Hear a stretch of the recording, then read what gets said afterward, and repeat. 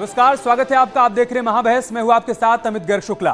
आज ज्ञानवापी के 4 तहखाने खुले। इन तहखानों में कैद 350 साल पुरानी निशानियों की तस्वीर और वीडियोग्राफी की गई है। कोर्ट कमिश्नर के सर्वे के बाद सभी लोग यही सवाल कर रहे हैं कि ज्ञानवापी मंदिर या मस्जिद। सर्वे टीम ने इस सवाल का अभी तक कोई जवाब नहीं दिया है, लेकिन मंदिर पक्ष के एक सदस्य ने दावा किया है कि सर्वे में जो कुछ मिला है वो कल्पना से बहुत ज्यादा है। सूत्रों के हवाले से खबर है कि तहखानों में त्रिशूल, खंडित मूर्तियां, स्वास्तिक और दिए रखने की जगह मिली है। वहीं कल भी सर्वे होगा और इन सब के बीच सर्वे भी जारी है और सियासत भी जारी है। एआईएमआईएम की चीफ ओवैसी ने आज साफ कह दिया है कि इन्हीं हथकंडों से हमने बाबरी मस्जिद को खोया, ज्ञानवापी नहीं छीन पाएंगे, जिसका बीजेपी ने जवाब दिया है। इसी पर करेंगे चर्चा, लेकिन सबसे पहले आप एक रिपोर्ट देखिए।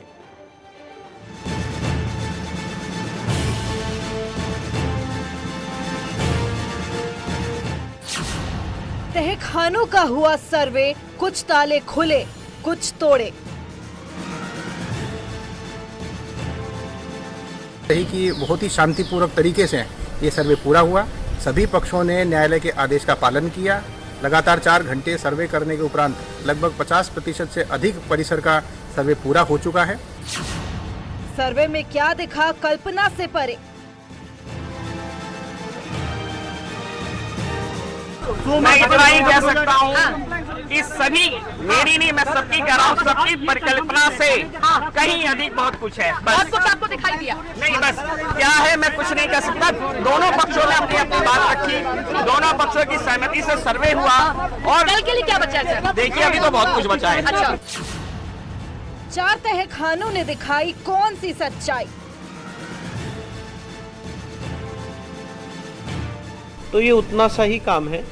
तो मुझे लगता है कि आज काफ़ी हद तक कार्रवाई अच्छे भावपूर्ण वातावरण में संपन्न हुई और कल भी ये कार्रवाई कल तक समाप्त होने की पूरी उम्मीद है। बाकी तो ये एडवोकेट कमिश्नर का अपना डिस्क्रिप्शन है। मैं ये भी बोलने के लिए अधिकृत नहीं हूँ कि भाई उनको अगर तीसरा दिन भी लगता है, तजुर्बे के आधार पर मुझे ऐसा लगता है कि कल तक हो जानी चाहिए, पर ये एडवोकेट कमिश्नर के ऊपर डिपेंड करता है कि वहाँ वस्तु स्थिति पे उनको और कितना टाइम लगे। देखिए वो एडवोकेट कमिश्नर का कंडक्ट है, हम उसको क्वेश्चन नहीं कर सकते। सहयोग कर रहे हैं कि नहीं सहयोग? मैं कह रहा हूँ अनुपालन हो रहा है, स्मूथली हो रहा है, होने दीजिए। न्यायालय का सम्मान कीजिए। क्या हुआ है आज? कंप्लायंस ऑफ द ऑर्डर तरीके से किया जा रहा है, कोई परेशानी नहीं हुआ। ज्ञानवापी की बात, ओवैसी का बाबरी राग।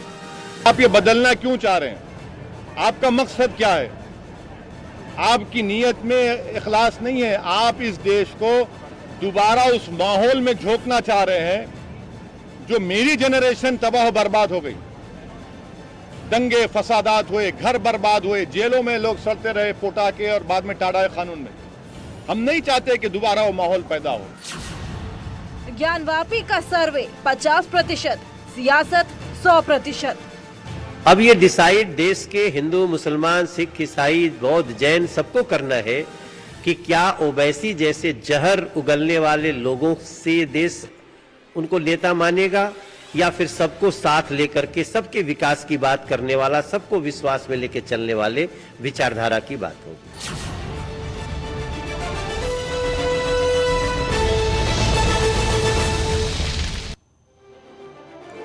कोर्ट कमिश्नर सर्वे की रिपोर्ट 17 मई तक अदालत में पेश करेंगे। कोर्ट वीडियो और रिपोर्ट्स को देखने पढ़ने के बाद फैसला सुनाएगी, लेकिन उससे पहले हम समझते हैं कि ज्ञानवापी नाम आया कहां से, पुराणों में इसके बारे में क्या लिखा गया है और यहां पर मस्जिद अस्तित्व में कब आई।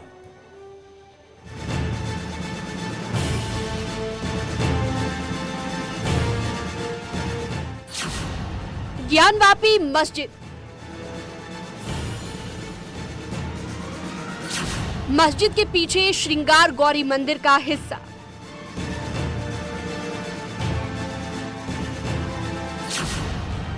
मस्जिद की दाईं ओर बाबा विश्वनाथ का धाम।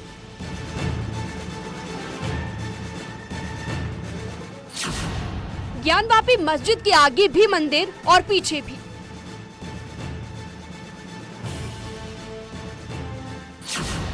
चारों ओर मंदिर, बीच में मस्जिद कहां से आई?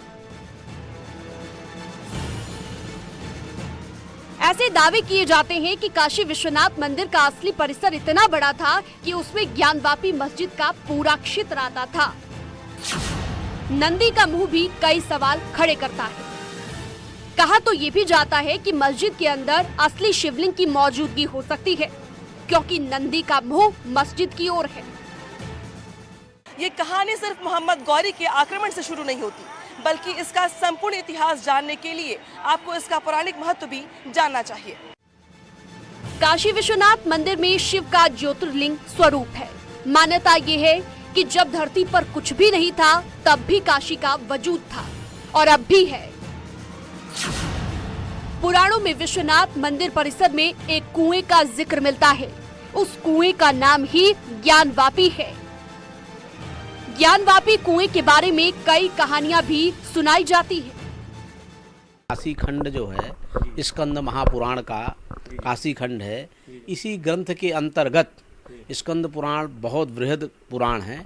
उसमें काशी खंड के 3 भाग हैं, जिसमें सारी चर्चाएं की गई हैं। ज्ञानवापी कूप से लेकर के भगवान विश्वनाथ की महिमा से लेकर के काशी में 5 तीर्थ हैं, 6 वापी हैं। उन्हीं वापियों में, उन्हीं कूपों में प्रधान कूप है ज्ञानवापी कूप। इस धार्मिक पुस्तक में बताया गया है कि क्यों 5 तीर्थों में ज्ञानवापी सबसे महत्वपूर्ण है। साफ साफ स्पष्ट देखिए, यहाँ लिखा हुआ है, ये लिखा है ज्ञानवापिम उपस्पृश्य नंदिकेशम ततो अर्चयेत तारकेशम ततो अभ्यर्च महाकालेश्वरम तथा पश्चेत पुनर्दंड पाणिभ्याम इत्येषा 5 तीर्थिका। ये 5 जो तीर्थ हैं, उन तीर्थों में ज्ञानवापी को प्रधान तीर्थ माना गया है। काशी खंड में नंदी के मुंह की दिशा के बारे में भी लिखा है। जिधर मस्जिद है, उसी दिशा में नंदी मुंह करके बैठे हैं। कोर्ट में याचिका दाखिल करने वाली महिलाएं भी इसी बात को उठाती हैं, क्योंकि हिंदू धर्म में मान्यता है कि मंदिर की ओर ही नंदी का मुख होता है, लेकिन यहाँ पर मंदिर की जगह मस्जिद बनी है।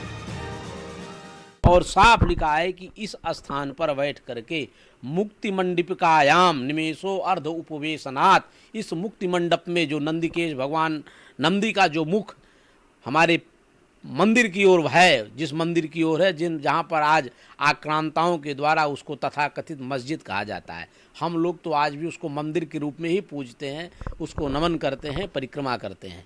उस स्थान पर बैठ करके अर्ध निमेष लिखा है, मुक्ति मंडिपिकायाम च निमेषो अर्ध उपवेशनाथ तत् धर्मार्थ लापाच पुराणात् श्रवणादपि, जो समस्त पुराणों के श्रवण का फल प्राप्त होता है, वो वहाँ आधे मिनट बैठ जाने से समस्त मनोकामनाओं की पूर्ति होती है।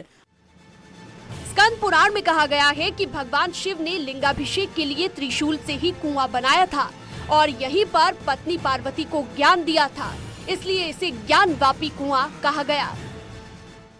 ये देखिए साफ साफ लिखा है। इतना ही नहीं, भगवान विश्वनाथ माता पार्वती से कहते हैं सर्वार्थानाम अत्र दात्री भवानी, सभी अर्थों को देने वाली माता अन्नपूर्णा है यहाँ। सर्वान कामान पूरेदत्र ढूंढी, सभी प्रकार की कामनाओं का पूर्ण करने वाले ढूंढीराज हैं।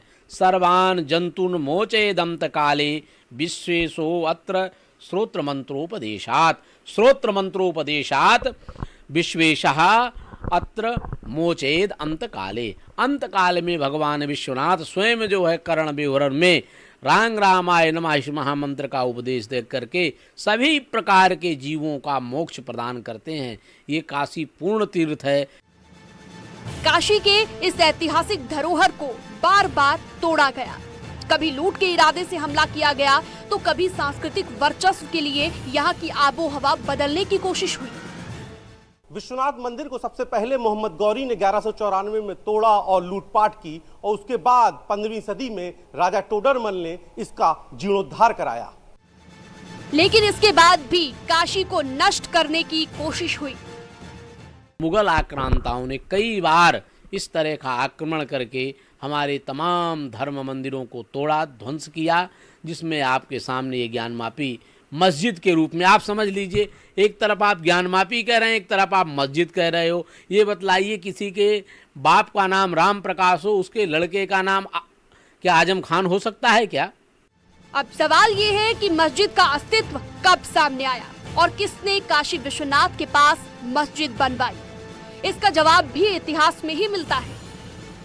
साल 1194 के बाद 1669 में औरंगजेब ने काशी विश्वनाथ मंदिर को ध्वस्त करवाया। कहा जाता है कि औरंगजेब ने जब काशी का मंदिर तुड़वाया तो उसी के ढांचे पर मस्जिद बनवा दी, जिसे आज ज्ञानवापी मस्जिद कहा जाता है। यही वजह है कि इस मस्जिद का पिछला हिस्सा बिल्कुल मंदिर की तरह लगता है। उस महत्वपूर्ण तीर्थ स्थल पर श्रृंगार गौरी भी विराजमान है, भगवान विश्वेश्वर का लिंग भी विराजमान है। उसका जिस तहखाने की बात हो रही है, अगर उस तहखाने को ठीक से देखा जाए तो वहाँ पर तमाम हमारे शिवलिंग, तमाम वहाँ की भित्तियों में आज भी मूर्तियाँ सनातनियों की वहाँ विराजमान है।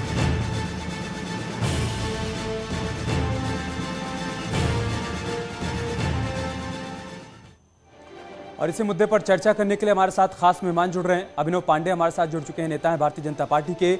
सत्य प्रकाश सोनकर हमारे साथ जुड़ चुके हैं, नेता हैं समाजवादी पार्टी के। साध्वी गीतांबा तीर्थ हमारे साथ जुड़ चुके हैं, हिंदू धर्मगुरु। बीबी ओझा प्रोफेसर हैं बनारस हिंदू विश्वविद्यालय के। सैयद हसन राजा हमारे साथ जुड़ चुके हैं, आप मुस्लिम एक्टिविस्ट हैं। साथ ही साथ हमारे सहयोगी रवि पांडे इस वक्त जुड़ चुके हैं वाराणसी से हमारे साथ, जिनके पास सारे मेहमान इस वक्त मौजूद हैं। रवि, मैं सबसे पहले सवाल करूंगा अभिनव पांडे जी के साथ। आप ये सवाल उनके सामने रखिएगा। ओवैसी साहब का एक बड़ा बयान सामने आ गया है, पहले उस पर चर्चा कर लेते हैं, उसके बाद आज के सर्वे पर चर्चा करेंगे। सवाल यह है कि ओवैसी ने कहा है कि इन्हीं हथकंडों के जरिए हमने बाबरी को खोया था, हम ज्ञानवापी को नहीं खोएंगे। रिएक्शन लीजिए अभिनव पांडे से। अभिनव जी, ओवैसी साहब का कहना है कि इस बार बाबरी को हमने खोया था लेकिन ज्ञानवापी को हम नहीं खोएंगे, क्या कहना चाहेंगे?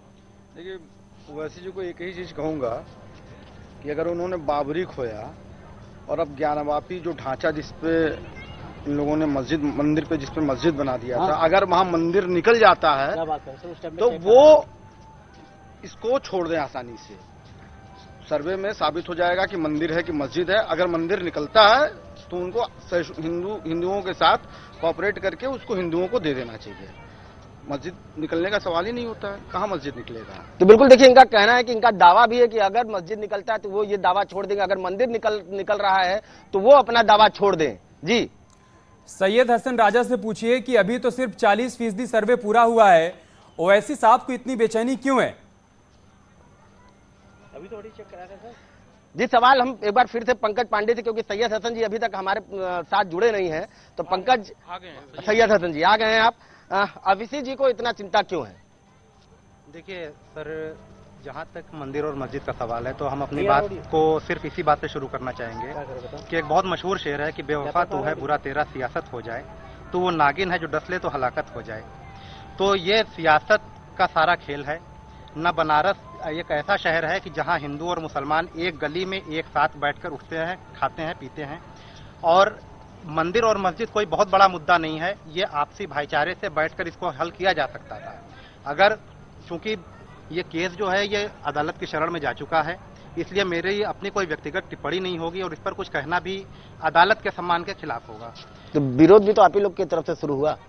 देखिए सर, जो चीजें हुई, जो वर्शिप एक्ट लगाया गया कि अब इसके बाद जो स्थिति है वो जैसा संभव रहेगी, इसके बाद लोग अदालत में गए हुए हैं, चाहे उसका सर्वे किया जाए। अब अदालत का जो भी फैसला होगा हमें उसको हंसी खुशी स्वीकार करना। अदालत का ही फैसला था वीडियोग्राफी करने का, लेकिन बावजूद उसके बकायदे देखा गया कि नारेबाजी भी हुई और आपकी तरफ से बयान भी आया कि हम इसका विरोध करेंगे, और विरोध हुआ भी।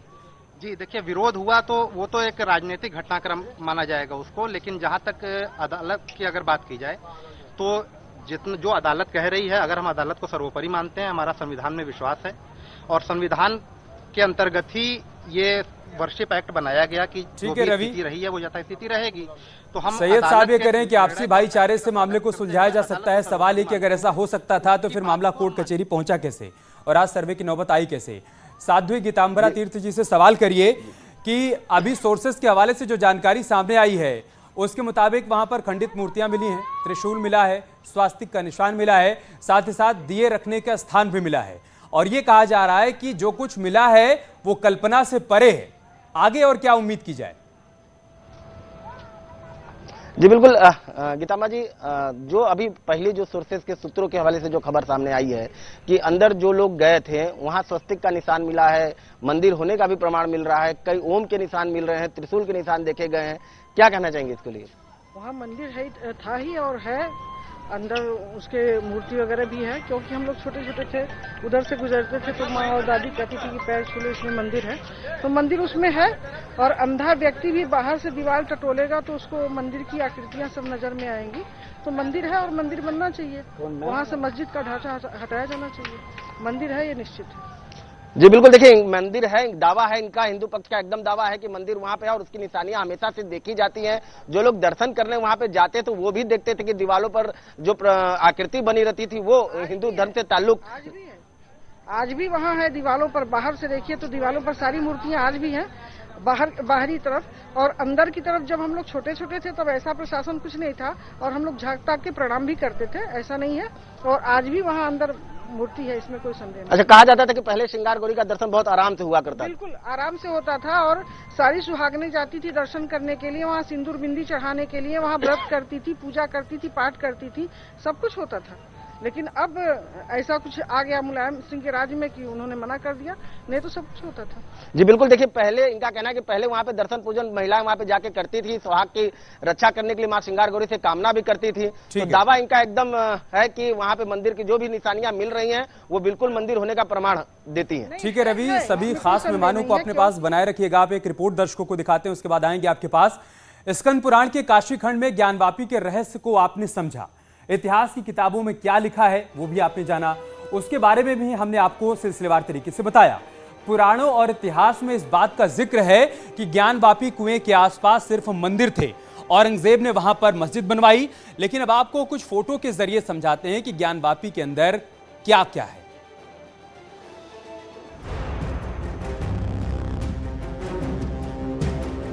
काशी पर पहले मोहम्मद गौरी ने हमला किया, फिर औरंगजेब ने ज्ञानवापी मस्जिद बनाया।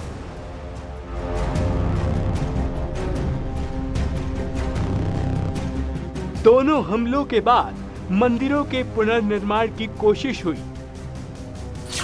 मोहम्मद गौरी के हमले के बाद 15वीं सदी में राजा टोडरमल ने मंदिर का जीर्णोद्धार करवाया और औरंगजेब के हमले के बाद साल 1780 में इंदौर की महारानी अहिल्याबाई होलकर ने काशी के मंदिर का पुनर्निर्माण कराया। लेकिन ज्ञानवापी मस्जिद की जगह पर दोबारा पुनर्निर्माण कार्य नहीं हुआ, मस्जिद की जगह को उसी तरह छोड़ दिया गया। श्रृंगार गौरी के टूटे हुए हिस्से में हिंदू पूजा करता रहा और मस्जिद में मुसलमान।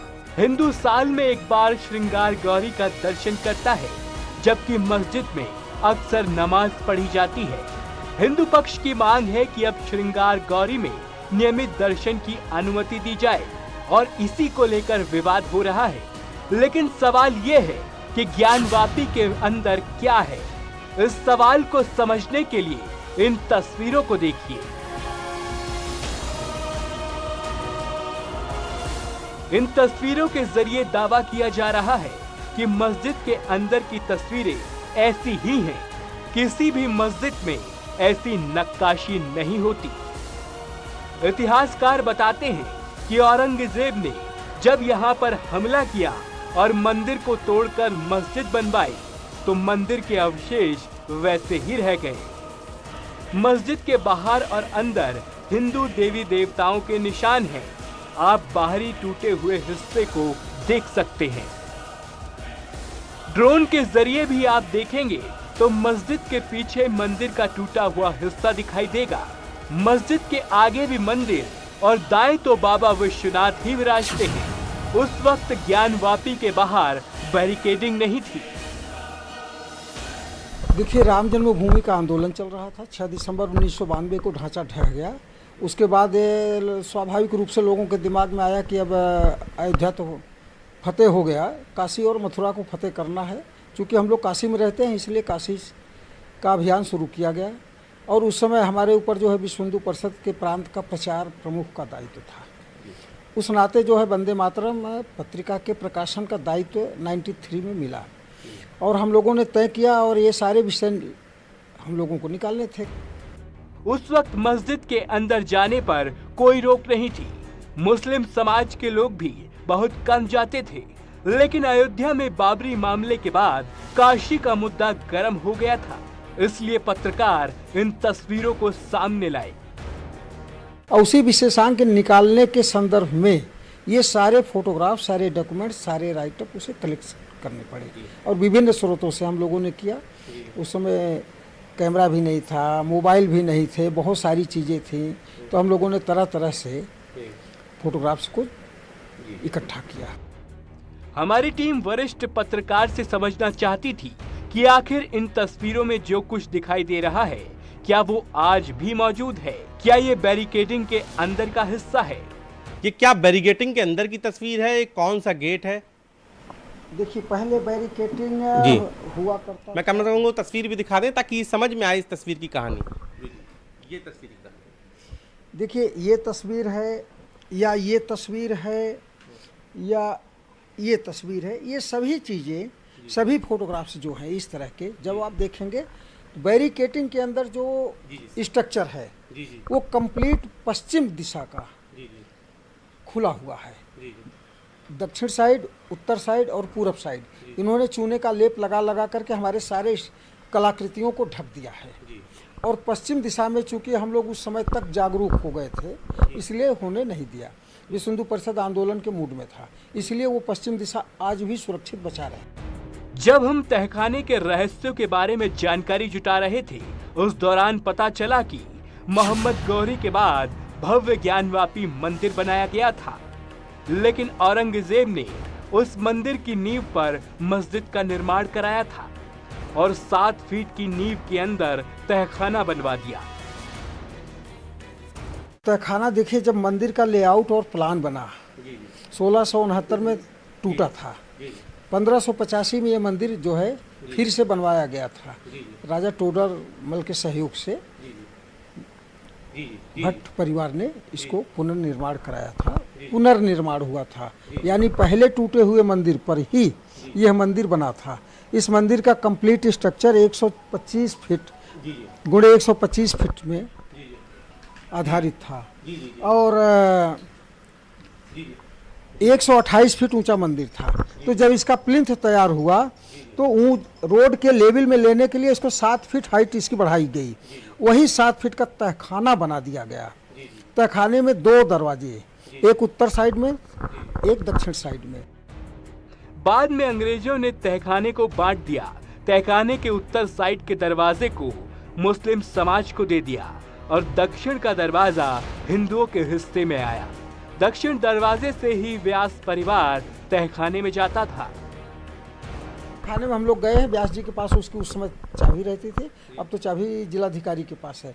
लेकिन तहखाने में केवल टूटे फूटे हमारे उस स्ट्रक्चर जो हमारा मूल ढांचा था ध्वस्त हुआ, उसके पत्थरों के अवशेष हैं, छोटे बड़े सब उस पर रखे हुए हैं। और वही जो है उसमें जो इस कलाकृतियाँ दिखती हैं उन पत्थरों में, वही वर्तमान में जो अभी मौजूद है ढांचा, वो सारी कलाकृतियाँ उसमें बनी हैं। क्योंकि पत्थर पे पत्थर रखे हुए हैं, दबे हैं काफ़ी, अगर उसको निकाला जाए वहाँ हमारे टूटे फूटे शिवलिंग के अवशेष और तमाम जो देवी देवताओं के विग्रह जो तोड़े गए थे, ध्वस्त किए गए थे, वह सब उस पत्थर के अंदर उस तहखाने में निश्चित रूप से मिलेगा। इसी की जांच के लिए कोर्ट ने सर्वे कराने के आदेश दिए। यूं तो कई बार सर्वे के आदेश हो चुके हैं, लेकिन पहली बार कोर्ट कमिश्नर की टीम तहखाने के अंदर पहुंची और उसके रहस्य को देखा। न्यूज़ 18 की टीम ने उस वीडियोग्राफर की भी तलाश कर ली जो 6 मई को कोर्ट कमिश्नर की टीम के साथ वीडियोग्राफी करने गए थे। गणेश जी, आप लोगों ने एक दिन का सर्वे कर पाए थे, दूसरे दिन गतिरोध हो गया था, विरोध हो गया था। उस दिन क्या क्या मिला था जो आप उस दिन बता रहे थे? सर देखिए, ज्ञानवापी मैं बचपन से जाता रहा हूं और बैरिकेडिंग तो लगा है अयोध्या कांड के बाद, उसके पहले बैरिकेडिंग नहीं थी और वहाँ पे कोई भीड़ भाड़ भी नहीं होती थी। वहाँ लोग क्रिकेट खेलते थे और हम लोग बचपन में भी वहाँ ऐसे घूमे हुए हैं। और वही चीज़ें आज भी हैं जो पहले थी? सर, जो पत्थर पे जो चीज़ें हैं वो यथा स्थिति में है, वो उस समय भी वैसी थी, आज भी वैसी है। केवल परिवर्तन एक आया है, उस समय बैरिकेडिंग नहीं था, अभी बैरिकेडिंग आ गया है।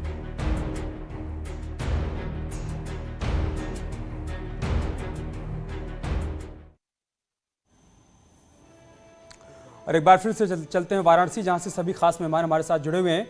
रवि, आप सवाल करिएगा सत्य प्रकाश सोनकर जी से, समाजवादी पार्टी के नेता हैं, उनसे पूछिएगा कि अभी 40% सर्वे हुआ है और 5 तहखाने खुले हैं, लेकिन जो बातें सामने आई हैं कहा जा रहा है कि वो कल्पना से परे हैं। इस पर उनका रिएक्शन।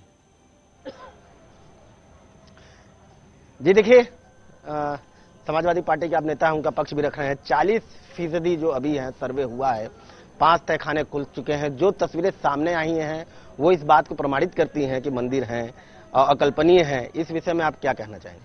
देखिए, वो कोर्ट का निर्णय है। अब सारा प्रकरण जो है वो कोर्ट के अधीन है। ठीक है, हम या कोई पक्ष कहने के लिए वो सारी वीडियोग्राफी हो रही है, जिलाधिकारी और आईजी ने माना है कि सारी चीजें सौहार्दपूर्ण तरीके से हो रही है। ठीक है, किसी पक्ष को कोई नाराजगी नहीं है। मसला ये है कि वर्शिप एक्ट 1991 के बाद फिर भी किसी को कोई समस्या आई, किसी भी धर्म के किसी भी जाति के लोगों को, वो कोर्ट का प्रकरण करते। हिंदुस्तान संविधान से चलता है। बाबा भीमराव अम्बेडकर ने जो संविधान लिखा, जिसमें सबको सब कुछ अधिकार है, ठीक है। कोई कुछ भी जाकर के कभी भी आपत्ति कर सकता है या अपनी बात न्यायालय में रख सकता है। आपने देखा होगा ताज प्रकरण ने इन्हीं PIL को लेकर के फटकार भी लगाई है कि कोई कहीं भी आकर के, कोई जज के कमरे में भी आकर के आपत्ति लगा देगा, ऐसा नहीं चलेगा। लेकिन कहीं लगता है अगर न्यायालय को कि कोई जांच होनी चाहिए, वो जांच हो रही है। सब न्यायालय किसी भी मामले से या फिर हर मामले से इसकी तुलना नहीं की जा सकती है। रवि, बीबी ओझा जी आपके साथ मौजूद हैं, प्रोफेसर साहब, उनसे सवाल करिए कि अभी तक की जो बातें सामने आई हैं सोर्सेस के हवाले से, क्या वो प्रमाणित करती हैं क्या कि ज्ञानवापी मस्जिद में मंदिर है? जी बिल्कुल, देखिए जो तस्वीरें सामने आ रही हैं या फिर जो पुरानी तस्वीरें थी वो प्रमाणित करती हैं कि ज्ञानवापी मस्जिद जो उसके अंदर श्रृंगार गौरी मंदिर है। देखिए, आप यदि पुराणों से लेकर देखेंगे तो वहाँ जो है श्रृंगार गौरी की भी चर्चा यहाँ तक है कि श्रृंगार गौरी के दर्शन के बाद विशालाक्षी का दर्शन करें। अब प्रश्न आता है कि जहाँ मस्जिद है उस मस्जिद के जगह पर मंदिर था। यदि पहले से मस्जिद होता तो पुराणों में इसका जिक्र होता, लेकिन उस परिक्षेत्र में केवल मंदिर की बात कही गई है, ज्ञानवापी की बात कही गई है, श्रृंगार गौरी की भी बात कही गई है। और जैसा सर्वे हो रहा है, कोई 40% कह रहा है, आज तो मैं मीडिया में देख रहा था 70% तक जो है 4 कमरे जो तहखाने के अंदर हैं, जो एक हिंदुओं के कब्जे में हैं और बाकी 3 वहाँ थे, उनके सर्वेक्षण के बाद जो स्वस्तिक के चिन्ह मिले हैं, घंटा के चिन्ह मिले हैं। और सबसे बड़ी बात देखिए, जो नंदी हैं, नंदी की जो स्थिति है वहाँ, वो सीधे मस्जिद की तरफ देख रहे हैं। तो जहाँ कहीं भी शिव का मंदिर होता है तो नंदी का मुख जो है शिव की तरफ होता है। तो यह तो निश्चित रूप से माना जा सकता है कि वहाँ मस्जिद पहले नहीं था। ये बाद में मोहम्मद गौरी से लेकर के औरंगजेब के काल तक का इतिहास आप सब जानते हैं, ये तोड़ा गया है। तोड़ करके कहीं ना कहीं मस्जिद का ऊपर से ढांचा है। लेकिन मेरा ये मानना है अभी बहुत कुछ कहना ठीक नहीं है। ठीक है रवि, इसी पर सैयद हसन से रिएक्शन लीजिए और साथ ही साथ उनसे एक सवाल भी पूछिए कि क्या किसी मस्जिद के भीतर त्रिशूल हो सकता है क्या, वहां पर स्वास्तिक हो सकता है क्या, वहां दिए जलाने की जगह हो सकती है क्या, ये सवाल करिए उनसे। देखिए, एक सवाल ये भी, क्या किसी मस्जिद के अंदर स्वस्तिक हो सकता है क्या, सैयद साहब हो सकता है? रवि, सैयद साहब बिल्कुल नहीं हो सकता है, क्योंकि जितने भी चिन्ह हैं ये हमारे हिंदू धर्म के मंदिरों के चिन्ह हैं। तो ये निश्चित रूप से मस्जिद के चिन्ह नहीं हो सकते। तो मंदिर सैयद साहब, जो तस्वीरें सामने आई हैं उसमें यह कहा जा रहा है कि मस्जिद में त्रिशूल के चित्र बने हुए हैं, स्वस्तिक के चित्र बने हुए हैं, ओम के चित्र बने हुए हैं। तो क्या किसी मस्जिद में ऐसे चित्र बने होते हैं? देखिए, जहाँ तक प्रश्न है चिन्ह का और चित्र का, तो हम यही देखते आए हैं कि भाई हर एक धर्म का एक अपना एक प्रतीक चिन्ह होता है जो कि उसकी इमारत से देखा जाता है। लेकिन जब हम भारतवर्ष की बात करते हैं और जिस समय यह बनाया गया है या नहीं बनाया गया है, जो भी है सामने, वो कोर्ट का मामला है। लेकिन जो आपका प्रश्न है, तो हम कक्षा 12 की NCERT की किताब में ये पढ़े हुए हैं कि भारतवर्ष में 3 स्थापत्य की 3 कलाएं विद्यमान थी, द्रविड़, नागर और बामर शैली, या एक तीसरा मैं शायद नाम भूल रहा हूँ। तो यह स्थापत्य की शैलियां थी। अब जिस समय मंदिर या मस्जिद बना होगा उस समय जो शैली, किसी मस्जिद में अभी तक तो ये तस्वीरें देखी नहीं गई हैं, कोई भी मस्जिद नहीं देखी गई है। लेकिन जिस समय यह मंदिर बना होगा या मस्जिद बना होगा उस समय जो वो वास्तुकला प्रचलित रही होगी, कारीगर उसी कला के हिसाब से बनाया होगा। आपका कहना है कि मस्जिद में त्रिशूल हो सकते हैं? हाँ, ये क्या तर्क हुआ रवि? किसी मस्जिद के भीतर तब की वास्तुकला के मुताबिक मंदिर थोड़ी ना बना दिया जाएगा, वहाँ त्रिशूल की आकृतियां थोड़ी ना बना दी जाएंगी, वहाँ दिए रखने का स्थान थोड़ी ना बना दिया जाएगा। समय हमारे पास इतना ही था। रवि, सभी मेहमानों का शुक्रिया करिएगा। अभी फिलहाल 40% सर्वे हुआ है, देखना होगा कि कल के सर्वे में क्या कुछ बड़ी बातें सामने आती हैं, वो भी हम आपके सामने रखेंगे। लेकिन फिलहाल तेज रफ्तार खबरों के लिए चलते हैं चांदनी के पास। बहुत शुक्रिया अमित। और चलिए फास्ट खबरों की शुरुआत करते हैं। गोरखपुर में सीएम योगी ने लिया है 4 लेन निर्माण कार्य का जायजा, तय वक्त पर काम पूरा करने के निर्देश दिए हैं। फिर दिखा सीएम योगी का बच्चों के प्रति प्रेम, निरीक्षण के दौरान बच्चों को बांटी चॉकलेट। कुशीनगर में सीएम योगी ने पीएम मोदी के दौरे को लेकर की समीक्षा, संतों से मुलाकात की है। 16 मई को आएंगे पीएम मोदी। इस बार बजट में यूपी के किसानों को मिल सकती है मुफ्त बिजली की सौगात। बीजेपी ने शुरू किया है चुनावी घोषणा पत्र की योजनाओं को पूरा करने का काम। करीब 2.5 करोड़ किसानों को मिलेगा लाभ। ज्ञानवापी मामले में आज के सर्वे का काम पूरा, अब कल भी जारी रहेगा सर्वे। आज तहखाने के 5 कमरे खोले गए। मौके पर मौजूद हिंदू पक्ष के वकील का दावा, कहा साक्ष्य हमारे पक्ष में है। हिंदू पक्ष के पैरोकार जितेंद्र सिंह का बड़ा बयान, कहा कल्पना से परे बहुत कुछ शांतिपूर्ण तरीके से हुआ सर्वे। ज्ञानवापी में सर्वे को लेकर असदुद्दीन ओवैसी का बयान, कहा इन्हीं हथकंडों से हमने बाबरी मस्जिद को खोया। सीजेआई की अध्यक्षता की बेंच पर पहुंची ज्ञानवापी मामले में रोक वाली याचिका। मामले में जस्टिस चंद्रचूड़ की बेंच मंगलवार को करेगी सुनवाई। काशी मथुरा पर केशव मौर्य का ट्वीट, विपक्षी दलों पर साधा निशाना, कहा कोर्ट के आदेश से हो रहा है काम, सभी को करना चाहिए पालन। बजट को लेकर नैनीताल में सीएम पुष्कर सिंह धामी ने की बैठक, जनप्रतिनिधियों से मांगे सुझाव।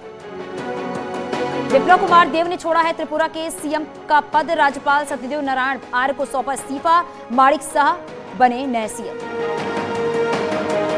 चारधाम यात्रा में अब तक पहुंचे हैं रिकॉर्ड 4,10,000 श्रद्धालु। केदारनाथ में 1,52,000 श्रद्धालु पहुंचे। गाजीपुर में खाई में गिरी है प्राइवेट बस में सवा 1 दर्जन लोग घायल। आगरा में तालाब में डूबे बच्चे का शव बरामद, कड़ी मशक्कत के बाद बच्चे का शव तालाब से बाहर निकाला गया। अमेठी में संतों से भरी तेज रफ्तार जीप ठेले को टक्कर मारकर पलटी, ठेला और जीप सवार 4 लोग हुए घायल। मिर्जापुर में दबंगों ने दुकानदार को जमकर पीटा है, पैसे के विवाद में हुई मारपीट। मुजफ्फरनगर में पूर्व प्रधान की हत्या का खुलासा, हत्यारोपी ने थप्पड़ का बदला लेने की नीयत से की थी हत्या। सहारनपुर में सोशल मीडिया पर दोस्ती करना पड़ा महंगा, शादी का झांसा देकर नाबालिग के साथ रेप, पीड़ित परिवार का आरोप, पुलिस नहीं कर रही कार्रवाई। सहारनपुर में पूर्व एमएलसी हाजी इकबाल की 107 करोड़ की जमीन कुर्क, अब तक इकबाल की 128 करोड़ की जमीन की जा चुकी है कुर्क। जौनपुर में अवैध असलहे से फायरिंग करने वाले युवक को पुलिस ने किया गिरफ्तार, युवक के पास से अवैध असलहा बरामद। मुजफ्फरनगर में पुलिस ने 50 लाख की अवैध शराब बरामद की है, 5 आरोपियों को भी गिरफ्तार किया गया। सहारनपुर में फर्जी कागजों से गाड़ियों पर लोन कराने वाले गैंग के 9 शातिर अभियुक्तों को गिरफ्तार किया गया, एक बैंक मैनेजर भी शामिल। शाहजहांपुर में शिक्षिका के साथ दुष्कर्म करने के मामले में पुलिस ने आरोपी युवक को गिरफ्तार किया। शिक्षिका ने धर्म परिवर्तन कर शादी करने का दबाव बनाने का आरोप लगाया।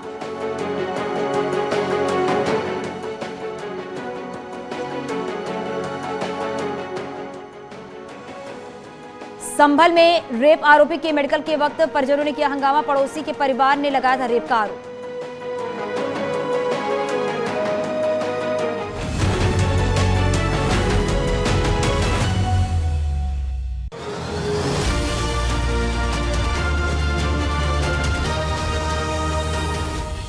और अब बात करेंगे पीएम मोदी कुशीनगर और नेपाल के लुम्बिनी दौरे को लेकर। सीएम योगी ने तैयारियों का जायजा लिया है। कुशीनगर एयरपोर्ट पर आगमन को लेकर सीएम अधिकारियों के साथ बैठक भी की है और सुरक्षा व्यवस्था पर मंथन भी किया। 16 मई को प्रधानमंत्री नरेंद्र मोदी के कुशीनगर दौरे को लेकर तैयारियों का सीएम योगी ने जायजा लिया।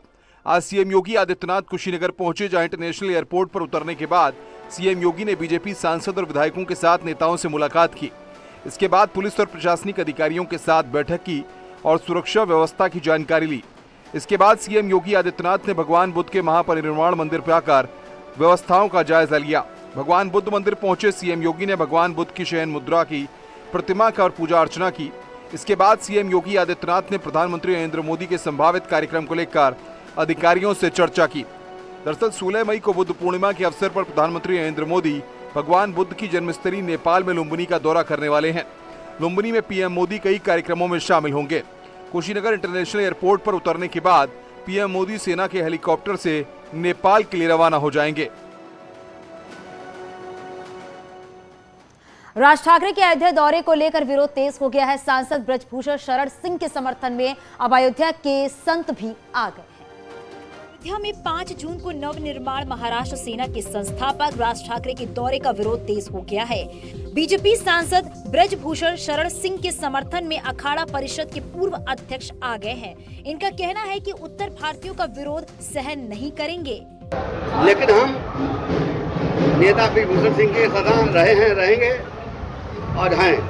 यही नहीं, ब्रजभूषण शरण सिंह के समर्थन में इकबाल अंसारी भी आ गए हैं। इनका कहना है कि अयोध्या संतों की नगरी है, यहाँ संतों की ही चलेगी। हम संतों के साथ में हैं, ब्रजभूषण शरण सिंह के साथ में है। जहाँ संत है वहाँ इकबाल अंसारी भी मौजूद है। हम साफ कहते हैं जो जहाँ धर्म की नगरी है, हम संतों के साथ में। जहाँ साधु संत हैं वहाँ हम, क्योंकि हमारे विचार भी है, साधुओं के विचार हमारे मिलते जुलते हैं, इसलिए हम संतों के साथ में हैं। दरअसल ब्रजभूषण शरण सिंह ने राज ठाकरे के अयोध्या दौरे के खिलाफ मोर्चा खोल रखा है। इनकी मांग है कि राज ठाकरे पहले उत्तर भारतीयों से माफी मांगे, फिर अयोध्या आए।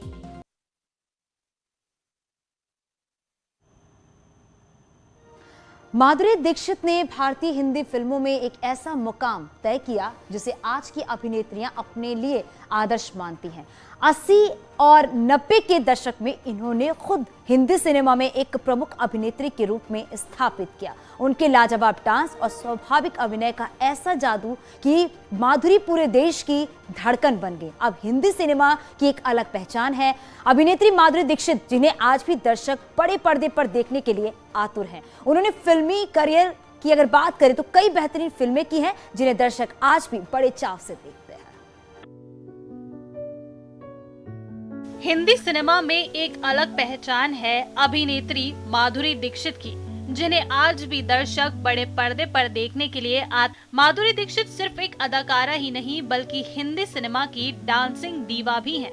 उन्होंने अपने हिंदी फिल्मी करियर में कई बेहतरीन फिल्में की जिन्हें दर्शक आज भी बड़े चाव से देखते हैं। माधुरी को हिंदी सिनेमा में उनकी बेहतरीन अदाकारी के लिए 4 बार फिल्म फेयर सर्वश्रेष्ठ अभिनेत्री, 1 बार फिल्म फेयर सर्वश्रेष्ठ सहायक अभिनेत्री और एक स्पेशल अवार्ड से नवाजा जा चुका है। इन सभी पुरस्कारों के अलावा उन्हें भारत सरकार के 4th सर्वोच्च नागरिक सम्मान पद्मश्री से भी सम्मानित किया गया। माधुरी दीक्षित का जन्म 15 मई 1965 को मुंबई में हुआ। पिता शंकर दीक्षित और माता स्नेहलता दीक्षित की लाडली माधुरी को बचपन से डॉक्टर बनने की चाह थी, लेकिन वो अभिनेत्री बन गई। माधुरी दीक्षित ने भारतीय हिंदी फिल्मों में एक ऐसा मुकाम तय किया है जिसे आज की अभिनेत्रियां अपने लिए आदर्श मानती हैं। 80 और 90 के दशक में इन्होंने स्वयं को हिंदी सिनेमा में एक प्रमुख अभिनेत्री तथा सुप्रसिद्ध नृत्यांगना के रूप में स्थापित किया। उनके लाजवाब नृत्य और स्वाभाविक अभिनय का ऐसा जादू था, माधुरी पूरे देश की धड़कन बन गयी।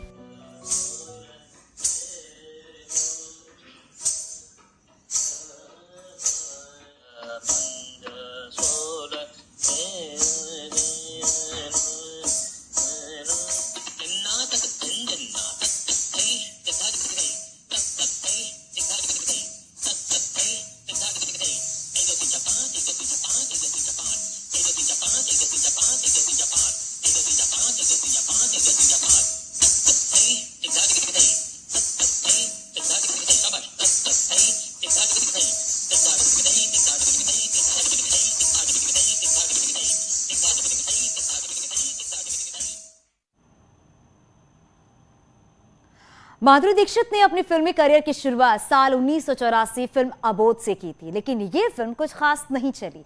माधुरी को अपने शुरुआती करियर में कई असफलताओं का मुंह देखना पड़ा, लेकिन उन्हें पहचान मिली फिल्म तेजाब से।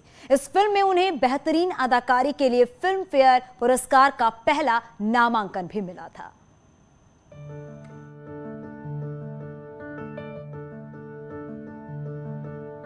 माधुरी दीक्षित ने अपने फिल्मी करियर की शुरुआत साल 1984 में राजश्री प्रोडक्शन की फिल्म अबोध से की थी, लेकिन ये फिल्म कुछ खास नहीं चली। माधुरी को अपने शुरुआती करियर में कई असफलताओं का मुंह देखना पड़ा, लेकिन उन्हें हिंदी सिनेमा में पहचान मिली फिल्म तेजाब से। इस फिल्म में उन्हें उनकी बेहतरीन अदाकारी के लिए फिल्म फेयर पुरस्कार का पहला नामांकन भी मिला था। इस फिल्म का गाना 1, 2, 3 आज भी माधुरी दीक्षित का आइकॉनिक सॉन्ग माना जाता है। जादू जगाती है, तुमको बुलाती है। इस न्यूज हेडलाइंस के